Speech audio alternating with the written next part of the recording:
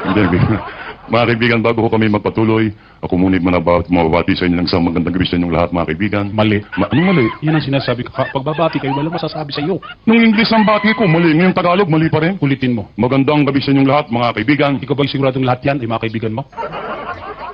Nakatawa silang lahat sa Hindi akin. lahat na tumatawa at pumapalakpas sa kaibigan mo. Ibang ang tingin sa'yo parang baboy na sa harapan nila. Sisiraan mo na naman. Hindi mo siguradong lahat yan ay kaibigan mo. Tanggalin mo sa tang kaibigan na makasigurado ka. Wala nang kaibigan. Pwede nang bumati. Ayusin mo. Magandang gabi sa inyong lahat. Kanino mo sinasabi yan? Sa kanilang lahat. Pag nagsalita ka, tulubas sa speakers na narig na lahat, alam nila patungkol sa lahat yan. Anong gagawin? Tanggalin mo yung lahat. Wala nang lahat. Dapat. Pwede nang bumati. Ayusin mo.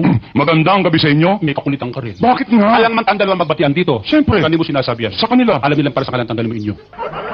Wala nang inyo. Dapat. Magandang gabi. Ano ba ngayon?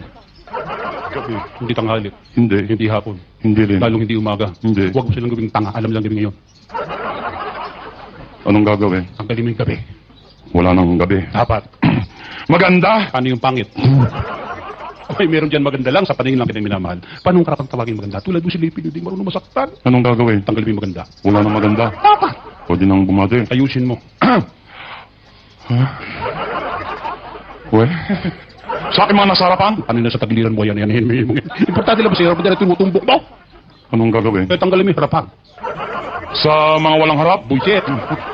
Tinanggal mo lahat. Ano pang gagawin ko rin eh? Luma na kasi yung pagbati mo. Naalala mo ilang buwan nakakalipas ang galing tayo ng Israel, ang galing tayo ng Japan, ang galing tayo ng Australia, ng Amerika. Na hindi ba mga tao na sinabi mo? Pasensya sila. Pilipino tayo eh. Mali yun. Ganito yung international language, sign language. Wala namang sign language ah. Tingnan mo yung gagawin ko. Paano?